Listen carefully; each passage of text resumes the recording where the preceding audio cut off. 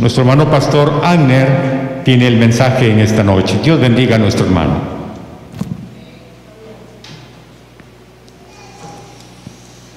Dios los bendiga. Amén. Que la gracia del Señor se derrame en esta noche en vuestros corazones. Vamos a seguir estudiando la serie titulada Conociendo al Espíritu Santo. Hoy vamos a hablar acerca del poder del Espíritu Santo. Vamos a ir al libro de los Hechos, capítulo 2. El libro de los Hechos, capítulo 2. El que lo encuentra me grita un amén. Para darle lectura, todos unánimes. El libro de los Hechos, capítulo 2. Amén. Vamos a leerlo con la bendición del Padre, del Hijo y del amado Espíritu Santo. Cuando llegó el día del Pentecostés, estaban todos juntos, unánimes. Y de repente vino del cielo un estruendo como de un viento recio que soplaba, el cual llenó toda la casa donde estaban sentados. Estaban sentados, ya habían terminado de orar.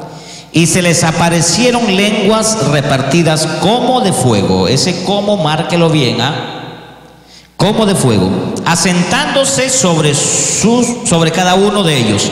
Y fueron todos llenos del Espíritu Santo. Y comenzaron a hablar en otras lenguas, según el Espíritu les daba que hablasen. Moraban entonces en Jerusalén judíos varones piadosos de todas las naciones bajo el cielo.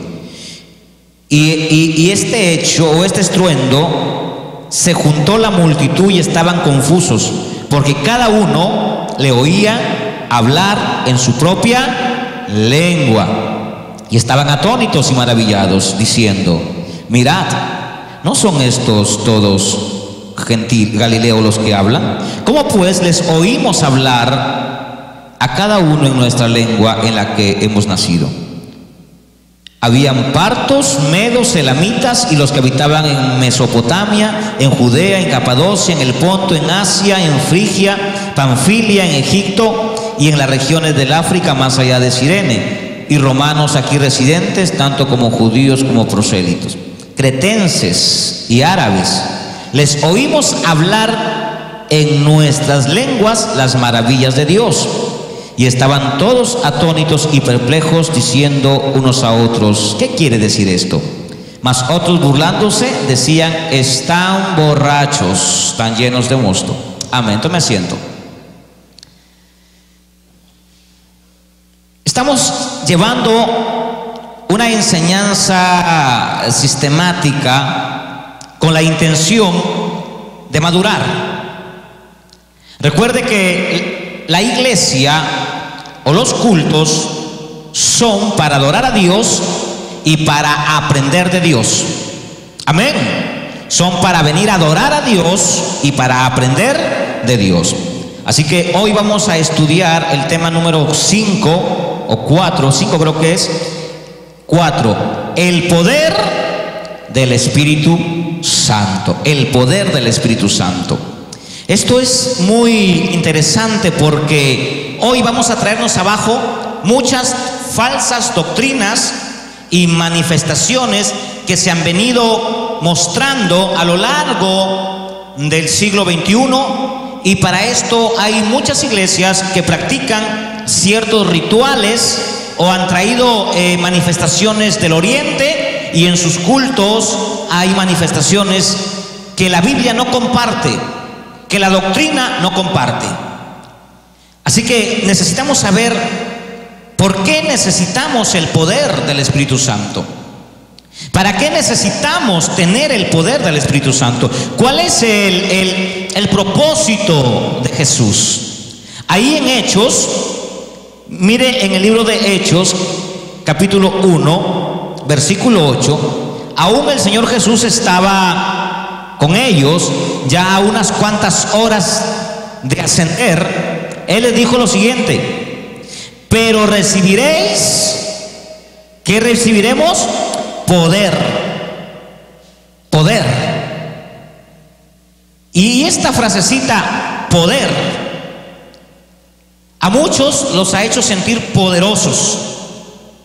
A muchos los ha hecho sentir en las iglesias como yo soy más que ti, yo tengo más poder que ti, por lo tanto yo soy algo en la iglesia porque tengo el poder de Dios. Y eso no significa lo que acabo de mencionar. Eso ha generado que la iglesia o las iglesias se dividan. Porque uno dice, en mi iglesia hacemos ciertos milagros, en mi iglesia hay esto, en mi iglesia se siente Dios, y todos comienzan a defender su iglesia.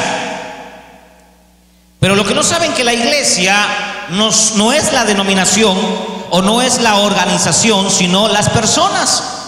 Pero cuando usted estudia la iglesia, las personas, se da cuenta que esas personas que manifiestan ciertas acciones raras, su vida está en caos. Su vida no ha crecido, no hay un cambio, simplemente es puro sensacionalismo. Iglesias sensacionalistas. En el libro de Judas, vamos al libro de Judas, en el versículo 19 del libro de San Judas, tiene un solo capítulo,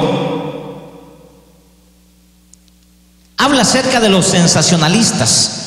¿Qué es este tipo de personas? Aquella persona que se mueve por los sentidos. Mire lo que dice la Escritura. Estos son los sensacionalistas, los que causan división, los sensuales, que equivale a sensacionalistas. Los sensuales. ¿Qué es un cristiano sensual? Hace unos años atrás hubo una moda que a los muchachos de 17, 25 años los invadió. Esta moda era los famosos metrosexuales. Los varones comenzaron ya a depilarse los ojitos, a rasurarse, ya no querían tener vellos y hacían un montón de cosas, cortes, ropa, inclusive hasta en la ropa, ya ahora usan pantalones pegaditos como las mujeres. Entonces había una sensación del momento, una sensación donde ellos querían verse bonitos, donde ellos querían verse atractivos. Todo era el sentir, lo que ves. Las iglesias están igual. Hay iglesias que sus templos son tremendos monumentos y cuando uno entra se queda absorto de ver eso, pero de ahí no hay más. De ahí todo es un cascarón. Los sensuales que no tienen al Espíritu. Toda persona que se guía por los sentidos en las cosas de Dios, no puede tener al Espíritu Santo. Porque el Espíritu Santo o el cristiano se guía por el Espíritu y no por los 5 sentidos. Recuerden que ya no andamos por vista, sino por fe. Pero una fe con lógica. Hay gente que a la fe la ha llevado al extremo y la ha convertido en fideísmo. El fideísmo es un extremo muy malo donde las personas piensan que no necesitan al médico, que no necesitan irse a tomar de repente un paseo, o no necesitan ayuda externa porque ellos creen solucionarlo todo con su fe.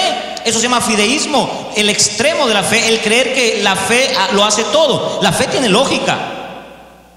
La fe tiene una lógica, tiene un sentido común, que es la Escritura. Note usted que Pablo en todo su ministerio caminaba como un médico de cabecera. ¿Y por qué Pablo quería un médico de cabecera? Porque él tenía una enfermedad. Los eruditos dicen que era la sinusitis.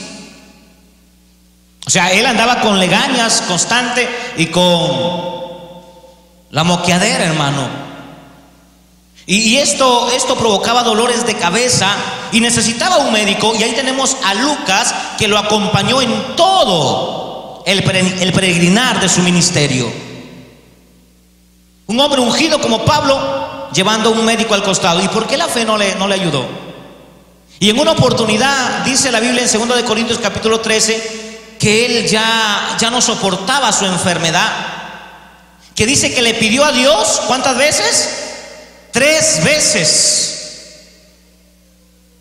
3 veces le pidió a Dios que lo sanara. Y Dios le dijo: no te voy a sanar, bástate mi gracia, porque quiero perfeccionar mi poder en ti. Hay situaciones, hermanos, donde Dios no te las va a quitar porque busca perfeccionarte, o sea, que llegues a la etapa de la madurez y no estés como niño llorando constantemente. A veces no entendemos este accionar de Dios. Bástate mi gracia para que mi poder se perfeccione. Vamos al libro de Mateo, capítulo 4, versículo 1, y veamos para qué sirve el poder del Espíritu Santo, cuál es la razón por la cual nosotros necesitamos urgente tener ese poder. Mateo, capítulo 4, versículo 1. Entonces Jesús fue llevado por el diablo o por el Espíritu. Por el Espíritu Santo. ¿A dónde fue llevado? A ser tentado por el diablo. El Espíritu tomó a Jesús y lo llevó para que pasara su prueba de fe. Mira, hermano, yo no sé si usted pasó su prueba de fe. Hay muchas personas que vienen a la iglesia y vienen bien animados.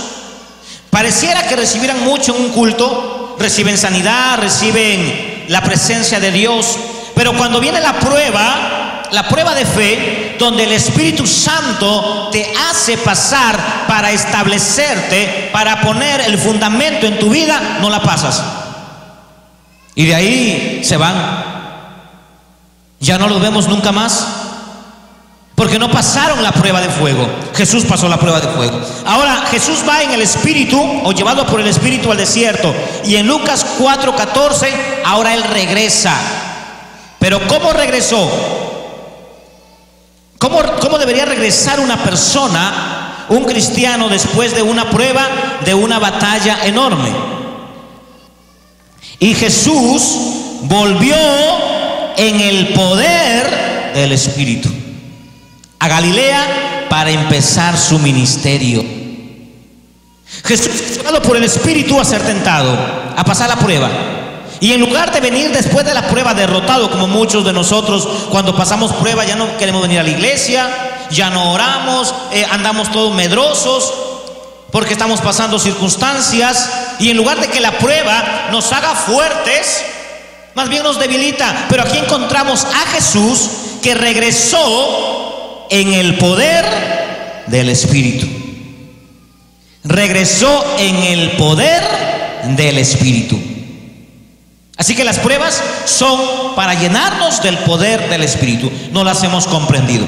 Ahora, ¿qué tiene que ver esto en la vida de Jesús?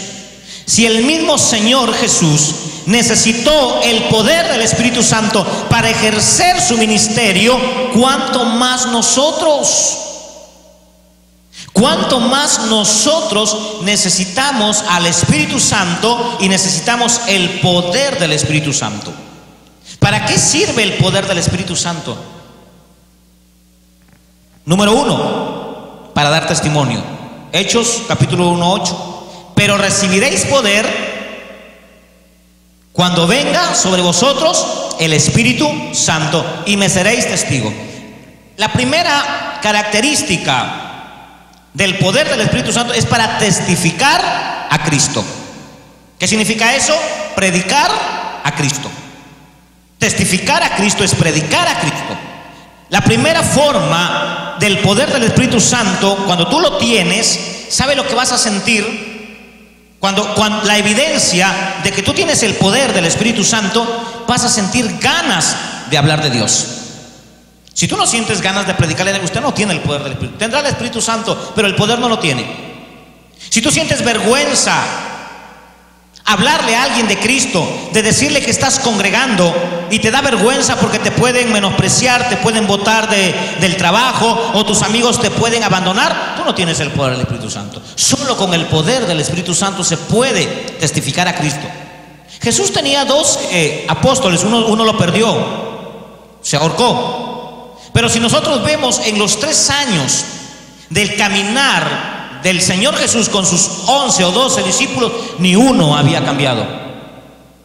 El día del Getsemaní, cuando a Jesús lo toman prisionero, encontramos a un Pedro que todavía cargaba la navaja después de 3 años y medio, y le cortó al siervo del sacerdote Malco, le cortó las orejas. Tenemos a 10 más que salieron huyendo y lo dejaron solo al maestro. Pero sin embargo, después de la llegada del Espíritu Santo, encontramos a un Pedro que estaba dispuesto a ser azotado, que estaba dispuesto a contravenir las normas o las leyes de un estado que prohibía que se predicara a Jesucristo. Y se gozaba cada vez que lo maltrataban o cada vez que lo azotaban, porque se sentía indigno, aún así, de ser maltratado por causa del Señor. Una valentía tremenda. ¿Y por qué no mostró Pedro esa valentía antes? Porque la primera característica de recibir el poder del Espíritu Santo es testificar, es hablar de Cristo. ¿Y cómo obtenemos eso? ¿Cómo obtenemos ese poder para no tener vergüenza? Para cuando veamos a alguien en la calle le podamos decir: amigo, el Señor te ama, Cristo te ama. Y tener la autoridad del Espíritu para anunciarle a las personas que el único medio que puede salvar al hombre es Jesús. Solo con el poder del Espíritu Santo lo haces. Hay una diferencia entre tener al Espíritu Santo y tener el poder del Espíritu Santo. Hay gente que tiene el Espíritu Santo, hermano. La iglesia tiene el Espíritu Santo, pero no todos tienen el poder del Espíritu Santo. El poder del Espíritu Santo también se le conoce como la llenura del Espíritu Santo. La idea de Dios es que todos tengan el poder del Espíritu Santo, pero este poder no se gana así por así. Este poder, si lo quieres tener, porque no solamente te va a llevar a testificar de Cristo, sino que también comienza a ver en ti los dones del Espíritu Santo. Comienzan a fluir en ti cosas maravillosas solamente cuando tienes el poder del Espíritu Santo. Sin el poder del Espíritu Santo, usted no puede hacer absolutamente nada. Pablo, cuando viajó a Éfeso, encontró un problema enorme, hermano. Vamos al libro de Éfeso.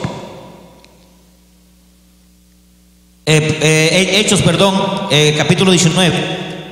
Pablo en Éfeso, mira lo que dice aquí, versículo 2 del capítulo 19. Aconteció que entre tanto Apolos estaba en Corinto, Pablo, después de recorrer las regiones superiores, vino a Éfeso, y hallando a ciertos discípulos les dijo, ¿qué les dijo? ¿Recibieron al Espíritu Santo cuando creyeron? ¿Has recibido al Espíritu Santo o no lo tienes?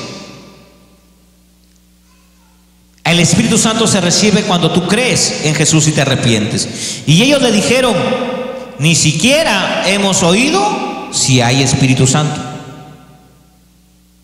Miren la condición de estos cristianos. Y esto no está tan lejano a la realidad de hoy. Hay personas que creen que tienen al Espíritu Santo y no lo tienen. Hay personas que creen que tienen al Espíritu Santo y no lo tienen. Al menos los de acá nunca lo habían escuchado. No sabían nada de este Espíritu. ¿Y qué le dice Pablo? ¿Qué le dice Pablo? Y ellos dijeron, ¿en qué fuiste bautizado? Ellos dijeron, en el bautismo de Juan. Dijo Pablo, Juan bautizó con bautismo de arrepentimiento, diciendo al pueblo que creyese en aquel que vendría después de esto, Jesús el Cristo. Y cuando oyeron esto, fueron bautizados en el nombre de Jesús. O sea que se volvieron a bautizar. Fueron vueltos a bautizar. Necesitaban el bautismo como señal de arrepentimiento para que puedan tener la presencia del Espíritu Santo. Y cuando los bautizó Pablo, impuso las manos y vino sobre ellos el Espíritu Santo. Y vino sobre ellos el Espíritu Santo cuando los bautizó. Ahora, el poder llegó en ese momento, ¿Y qué hicieron?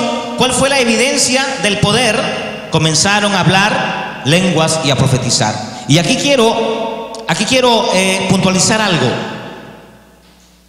Cuando el Espíritu Santo llega por primera vez, hubo una manifestación maravillosa. Llegó en una fiesta en el día del Pentecostés. Pentecostés significa 50 costales o pentecostal. 50 costales, en una fiesta donde todos los judíos residentes de diferentes naciones llegaban allí y ahí celebraban la fiesta de los 50 costales. Era una fiesta maravillosa, muy hermosa, y el Espíritu Santo tomó ese día, o Jesús mandó al Espíritu Santo ese día con la finalidad número uno de que muchos de diferentes nacionalidades puedan llevar el evangelio, para que el evangelio se extendiera rápidamente.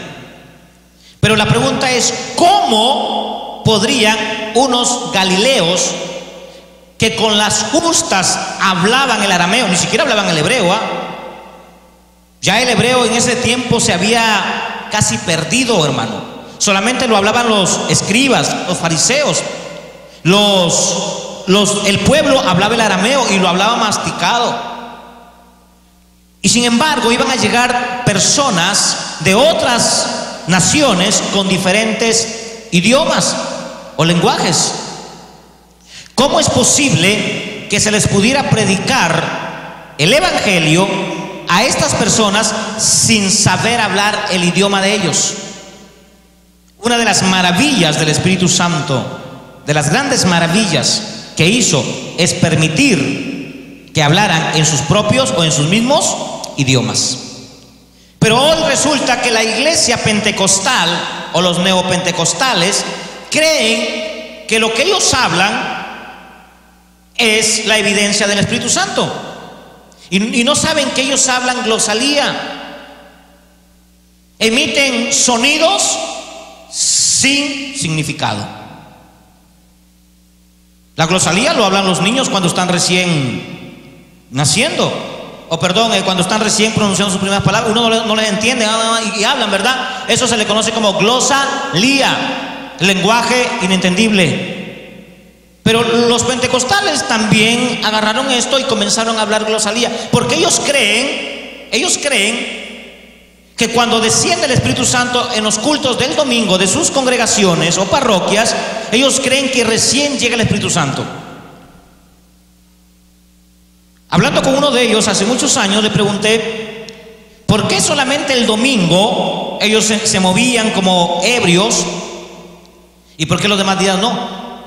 La respuesta de estos hermanos fue de que ellos recibían al Espíritu Santo ese día. Irónicamente les pregunté, ¿y qué día se te va? Porque si otra vez vuelves el domingo y te vuelve a entrar el Espíritu Santo, ¿qué día se te va el Espíritu Santo? ¿No hay respuesta para eso? Y esa doctrina no es bíblica.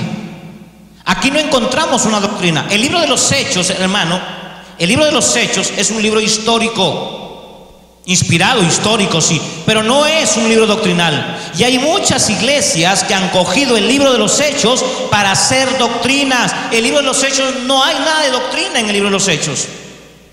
La doctrina empieza a surgir en los demás libros, empezando por Romanos. Pero en el libro de los Hechos son los inicios de la iglesia. Es un libro histórico, maravilloso.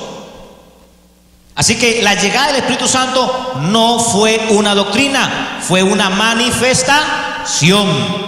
Pero la han cambiado o la han convertido como una doctrina más que una manifestación. Y los discípulos comenzaron a hablar en los propios idiomas. Así que el evangelio se expandió rápidamente. 3,000 se convirtieron. Y el evangelio se expandió rápidamente. Y aquí hay una pregunta. Si aún la manifestación de ebrios, porque dice el versículo 13, que algunos burlándose decían, están ebrios. Algunos burlándose. Ahora, aquí encontramos dos cosas. La persona que está ebria, pues, no tiene no está conectada a su razón, cuando está ebria o ebria, no está conectada a su razón y puede hablar cualquier disparate. Aquí encontramos que los apóstoles no hablaron ningún disparate, hablaron la palabra. Por eso dice, ellos burlándose, se burlaron. Pero después que se convierten en 3,000 personas, no hay registro histórico que también hayan tenido las mismas manifestaciones que tuvieron los 120. La pregunta es, ¿por qué? Si el mismo espíritu que recibieron los 120, lo recibieron los 3,000 para que llevaran el evangelio a sus naciones y se expandiera el evangelio. Porque la manifestación fue una sola vez. Una sola vez. ¿Cuántas veces se cayeron los muros de Jericó? Una sola vez. ¿Cuántas veces se abrió el mar rojo? Una sola vez. Esa es manifestación. ¿Cuántas veces el Jordán? Una sola vez. A aquello se le llama manifestación. Pero cuando no conocemos la doctrina, hacemos de las manifestaciones, hacemos doctrinas. Por eso hay iglesias donde se mueven como si estuvieran epilépticos o como si estuvieran ebrios y hermano, es un desorden ahí la sala del culto o el salón, y las sillas tienen que sacarlas porque uno le da un codazo al otro, el otro se mueve, y eso, hermano, no es bíblico, no está en la Biblia. Y esas doctrinas que estas pseudo iglesias tienen hoy, hace que el diablo se aproveche y pueda manifestarse. Y se manifiesta de una manera tremenda. Vamos al libro de Primera de Juan y veamos que hay un espíritu que se parece al Espíritu Santo, y es el espíritu de error. Primera de Juan capítulo 4. Amados, no creáis a todo espíritu, sino probad los espíritus si son de Dios, porque muchos falsos profetas han salido por el mundo. Hay un espíritu que trata de copiar, de imitar todo lo que hace el Espíritu Santo. Ese espíritu se le llama el espíritu de error, el espíritu del diablo, el espíritu del diablo. ¿Y cómo poder identificar el espíritu de error? Hace años vino a esta capilla o a esta congregación un muchacho joven de una iglesia pentecostal de Piura, y a él siempre le daba la movidita esta, y cuando se sentaba allí donde está el hermano Eddie, se sentaba ahí, le daba la movidita y toditos decían, pues. Pero yo sabía que no era el Espíritu Santo. Así que después de los cultos que él llegó, le dije, mirándolo, le dije, en el nombre de Jesús, suelta a este hombre. Y el hombre cayó al suelo y comenzó a botar espuma. Tenía un espíritu de error, tenía un espíritu que no era el Espíritu Santo, y desde ahí nunca más le dio la movedera. Y es una tristeza ver iglesias donde se mueven, hermano, como que si tuvieran algo por dentro. Y a eso le llaman Espíritu Santo. El Espíritu Santo no es teatrero. El Espíritu Santo no necesita moverse de esa manera para decir que Él está ahí. Las funciones del Espíritu Santo son maravillosas en la vida del cristiano. Y una de las cosas que debe manifestarse en nuestras vidas son los frutos del Espíritu Santo. Pero ¿cómo vamos a poder tener los frutos si no tenemos el poder del Espíritu Santo? Nos convertimos en una iglesia seca, en una iglesia muerta sin el poder del Espíritu Santo. Porque una de las razones que hace el poder del Espíritu Santo, conocido como la unción del Espíritu Santo, es la siguiente. Vamos al libro de Isaías 10:25. Y acontecerá en aquel tiempo que su carga será quitada de su hombro y su yugo de tu cerviz, y el yugo se pudrirá por causa de la unción. El yugo se pudre por causa de la unción. Aquí Espíritu Santo o poder se le conoce como la unción. También en el libro de Primera de Juan también encontramos el poder del Espíritu Santo manifestado en conocimiento. Miren cómo se manifiesta el poder, o sea, las características del poder del Espíritu Santo. ¿Cómo tú sabes que tienes el poder del Espíritu Santo? Vamos a leer 1 de Juan capítulo 2, versículo 20. Pero vosotros tenéis el poder, la palabra unción equivale a poder, la unción del Santo, y conocéis todas las cosas. Versículo 27 del mismo capítulo dice lo siguiente: pero la unción, o sea, el poder que vosotros recibisteis de Él, permanece en nosotros, y no tenemos necesidad que nadie os enseñe. Así como la unción misma os enseña todas las cosas, y es verdadera y no mentirá, según ella os ha enseñado, permanezcan en Jesús. Otra característica de la unción, del poder del Espíritu Santo, es que te vuelves un hombre de conocimiento. En el libro de Oseas, capítulo 6, versículo 6, hay un texto maravilloso que también es característica de la presencia del Espíritu Santo en nuestras vidas. Vamos a leer Oseas 6:6 y veamos cómo el Espíritu Santo ejerce el poder en nuestras vidas y qué es lo que sucede. Mire lo que dice: cuando tú tienes el poder del Espíritu Santo, tú vas a poder amar, tú vas a poder tener misericordia, porque misericordia quiero y no sacrificio, y conocimiento quiero de Dios más que holocaustos. El evangelio de hoy se ha convertido más en sacrificios. Dios dice: yo no quiero sacrificios, yo quiero misericordia.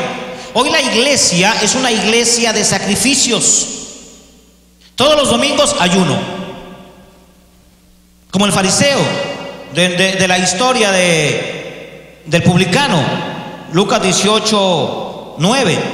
El fariseo ayunaba 2 veces por semana. Puro sacrificio, hermano, puro sacrificio. Hay gente que ora bastante, 3, 4, 5 horas, pero mira su conducta, mira su vida, son igualitos. Vigilan todas las noches, se acuestan 3, 4 de la mañana. ¿Y sabe cómo se llama eso? Eso se llama ascetismo.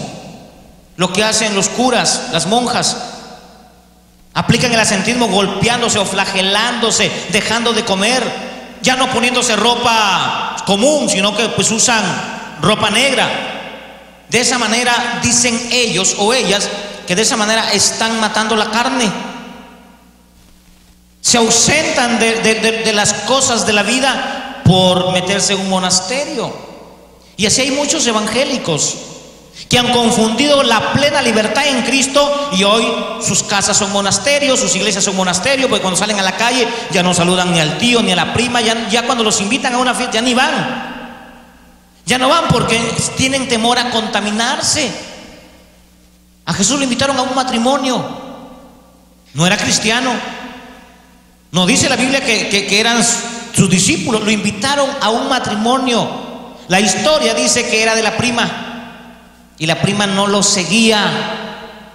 De repente después, la historia dice que fue invitado. San Juan capítulo 2. ¿Y sabe lo que hizo Jesús? Dijo: pero yo tengo 12 amigos. Si me invitas a mí, pues invitas a mis amigos. Así que se fue con los amigos al matrimonio, y ahí estuvo en el matrimonio. Y lo más curioso del matrimonio, que hizo un milagro. ¿Cuántos se han de haber convertido? Por ejemplo, los que sirvieron el vino, ellos sabían que era agua, pero sin embargo, cuando lo vieron convertido en vino, yo estoy convencido que se convirtieron, o al menos lo siguieron. Y aquí encontramos algo maravilloso. Cuando el poder del Espíritu Santo está en nuestra vida, comienza a haber un cambio en nosotros, porque comienzan a salir los frutos. Por eso dice Oseas: misericordia quiero. Hay personas que no son misericordiosas, hermano. La misericordia es lo máximo del amor. Hay gente que dice: yo te amo, pero ya te vas de la casa, ¿verdad? Pero los que tienen misericordia dicen: te vas de la casa, pero no te preocupes, llévate la colcha, llévate la camita. Y tienen misericordia. El misericordioso perdona. El misericordioso no paga mal por mal. Pero hay creyentes que no son misericordiosos. Ven a un indigente por ahí sin comer y le levanta la mano y se hace el que no lo vio. Solo el poder del Espíritu Santo en nuestras vidas puede regenerar. Y la manifestación de ella es el conocimiento hacia Dios o de Dios. Pero hoy vivimos en sacrificios. Cuando ya Jesús hizo todo para que nosotros no hiciéramos nada. Jesús quiere que vivamos una vida plena. No hablo del libertinaje, no. Hay gente que habla de libertinaje. Aquí no hablamos de libertinaje. Si usted pasa la línea de la libertad, ya usted es mundano. La vida plena es: sácate esos estados de conciencia que tienes. Hay personas que todavía piensan que un día van a ser juzgadas por Dios, cristianos, ¿ah? Un día Dios me va a juzgar. ¿Sabe usted que ya usted fue juzgado en la cruz? No pueden juzgar a una persona dos veces del mismo delito. A nosotros nos juzgaron el día en que aceptamos a Jesús en la cruz. Entonces no podemos vivir con el temor de que cuando lleguemos a la presencia de Dios, Dios nos va a decir: a ver, venga para acá, mijito, a ver, ¿por qué hiciste esto? No, ya Dios ya te perdonó. El perdón es una sola vez. Dios dice que Él coge tus pecados, los lanza al fondo de la mar y se olvida que tú eres pecador. Y se olvida.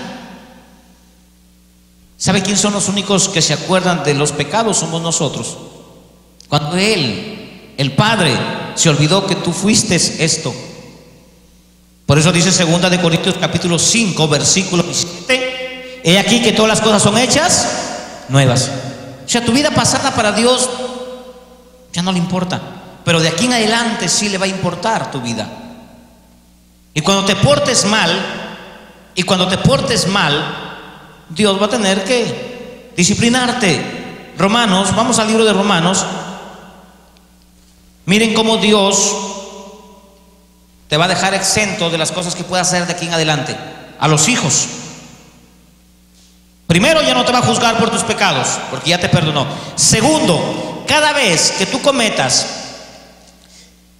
Hebreos capítulo 12 versículo 5: cada vez que tú cometas algún error, alguna falla, algún pecado aquí en la tierra, pues tienes que pedir perdón. Pero ¿cómo te das cuenta que tú eres hijo? Cuando veas la disciplina del Señor. Hebreos capítulo 12 versículo 5: habéis ya olvidado la exhortación que como a hijos se os dirige, diciendo: hijo mío, no menosprecies la disciplina del Señor, ni desmayes cuando eres reprendido por Él. Porque el Señor al que ama, disciplina y azota a todo aquel que recibe por hijo. Si soportáis la disciplina de Dios, os trata como a hijos. ¿Por qué? ¿Qué hijo es aquel a quien el Padre no disciplinó? Pero si os se deja sin disciplina, de la cual todos han sido participantes, entonces eres un bastardo y no hijo. Y hay muchos que son bastardos en las iglesias y no son hijos, porque hacen cosas malas y no les pasa nada, hermano. Cometen cosas malas a escondidas, a veces en público.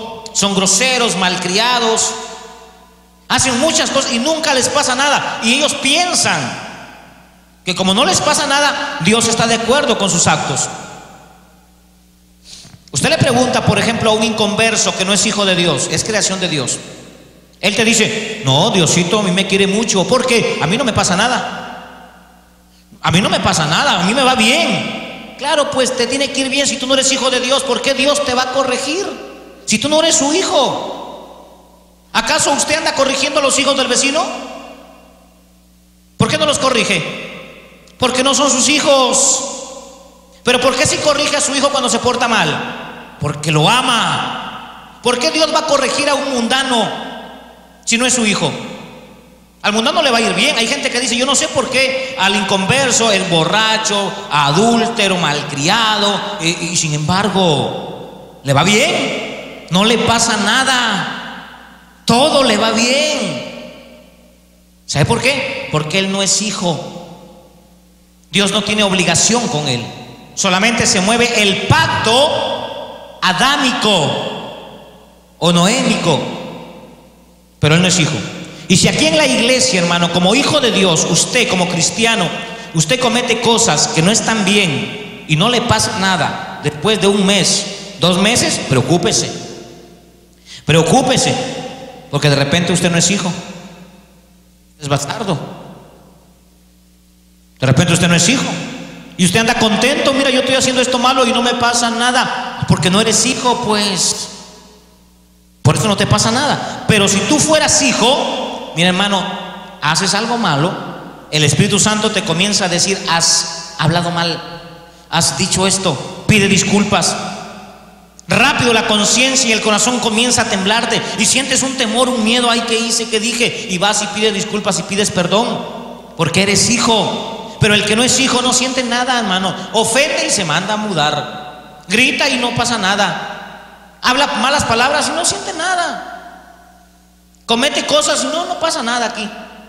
Es que no es hijo. Amén. Pero todo esto se va a manifestar cuando tú estés lleno del Espíritu Santo, cuando el poder del Espíritu Santo venga sobre ti. ¿Y cómo lo obtenemos? ¿Y cómo nos llenamos del Espíritu Santo? Es simple. No tenemos que irnos a otro sitio a buscar cómo llenarnos. La llenura del Espíritu Santo viene a través de la obediencia. ¿Quieres ser lleno del Espíritu Santo? Obedece. ¿Quieres ser lleno del Espíritu Santo? Obedece a este libro. Hebreos 10:25. ¿Qué dice Hebreos 10:25? No dejándose de congregar. Pero si tú dices, ay no, ya iré después. Tú no obedeces a la palabra, no vas a ser lleno del Espíritu Santo. Si la palabra dice orad sin cesar y tú no oras, no estás obedeciendo a la palabra. Si la palabra dice haz esto o aquello y tú no lo haces y lo pospones, tú no estás obedeciendo a la palabra. ¿Y sabe dónde nos va a guiar el Espíritu Santo para que tú seas lleno? Vamos al libro de Juan. El Espíritu Santo te va a guiar para que tú seas lleno a un solo lugar. A un solo lugar nos va a guiar el Espíritu Santo. No hay otro lugar donde Él nos pueda guiar.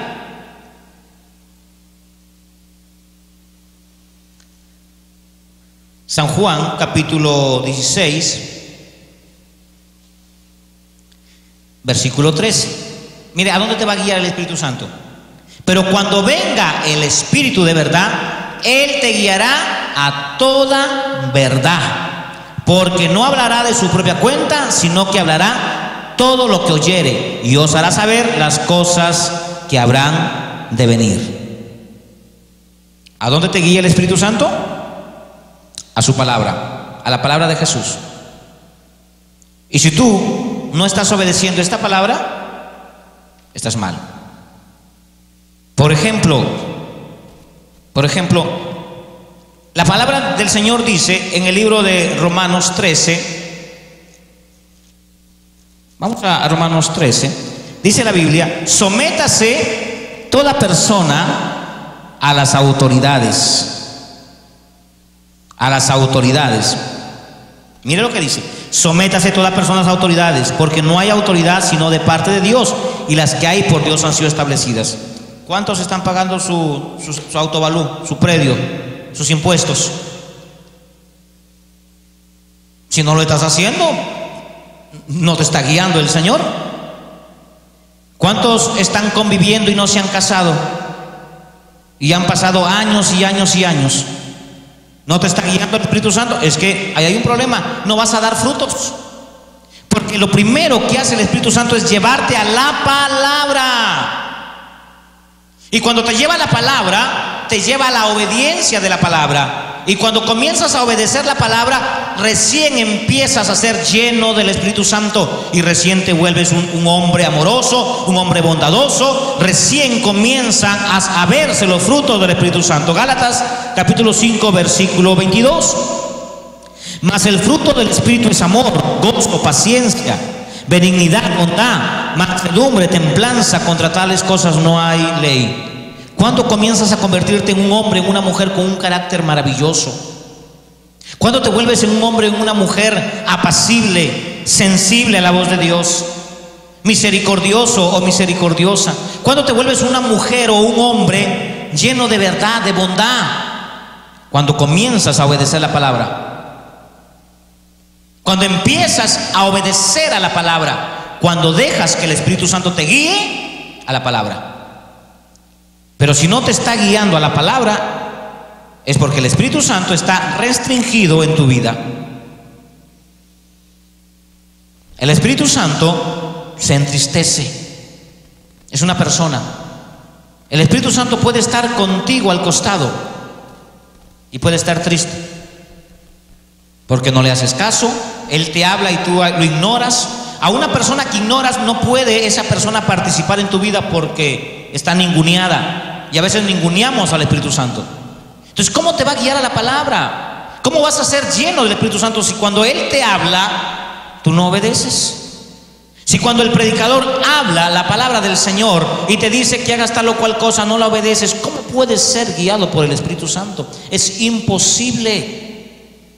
¿Cómo puede usted estar seguro en medio de las pruebas de que usted es un hijo de Dios? Si el Espíritu Santo no puede dar testimonio que tú eres un hijo de Dios. ¿Cómo el Espíritu Santo puede interceder? Romanos 8:16 dice la Escritura: el Espíritu mismo da testimonio a nuestro espíritu que somos hijos de Dios. Y otra facultad que tiene el Espíritu Santo en nuestras vidas, Romanos 8, versículo 26. Y de igual manera, el Espíritu Santo nos ayuda en nuestras debilidades. Pues ¿qué hemos de pedir como conviene? No lo sabemos, pero el Espíritu Santo intercede por nosotros con gemidos indecibles. Mas el que escudriña los corazones sabe cuál es la intención del Espíritu, porque conforme a la voluntad de Dios intercede por los santos. Si sus oraciones no han sido respondidas, es que usted tiene un problema no con Dios, no con Jesús, con el Espíritu Santo. Si tu carácter no ha cambiado, tú no tienes un problema con Dios ni con Jesús, con el Espíritu Santo. Podemos estar en la etapa que Jesús caminaba con los discípulos y los discípulos veían milagros extraordinarios, maravillas de Dios, pero ¿habían cambiado? No.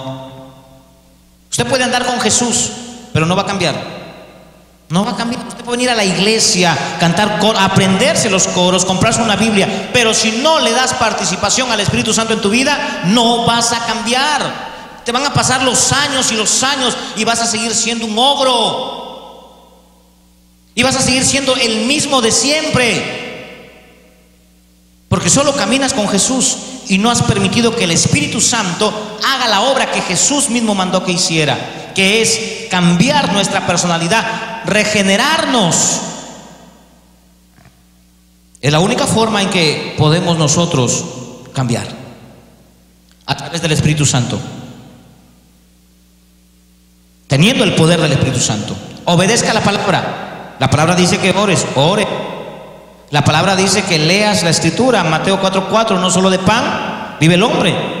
Romanos 10:17, la fe viene por el oír la palabra. San Juan 17:17, santifícalos en tu verdad, tu palabra es la verdad. ¿Quiere usted ser santo? Aquí está. Póngase de pie. La única manera en que la iglesia, vamos a tener una iglesia llena de amor, llena de misericordia, cuando el Espíritu Santo le dejemos que trabaje en nuestras vidas. Si no le vamos a permitir al Espíritu Santo, vamos a hacer una iglesia muerta, una iglesia seca, una iglesia sin propósito. Y es lo que nosotros queremos evitar. Amado Dios, en el nombre de Jesús, tú nos has dado un paracleto, Señor, un ayudador, un amigo, alguien quien nos dirige, alguien que nos guíe, Sin el Espíritu Santo, Señor, no podemos vencer las tentaciones. No vamos a poder vencer las pruebas. No vamos a poder avanzar. Tarde o temprano nos vamos a ir de tu presencia.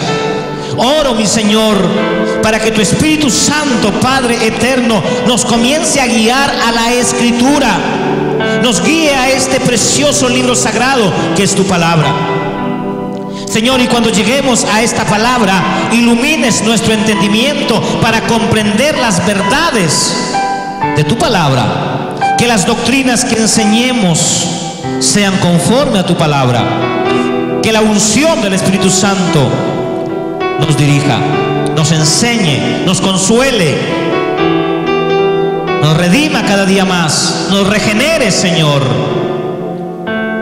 No permitas que nunca se vaya de nosotros el Espíritu Santo. Y si lo hemos maltratado, si lo hemos ninguneado, si lo hemos ignorado, te pedimos perdón, Papito Dios. Perdónanos, Señor. Hoy nos reconciliamos con el Espíritu Santo.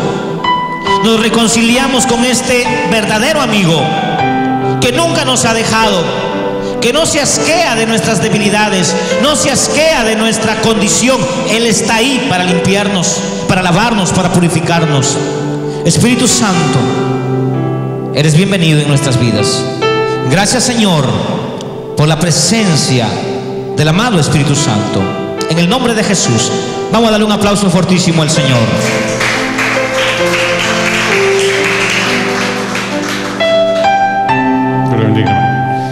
Gloria a Dios. Bien, amados hermanos, grande es nuestro Dios. Seguimos honrando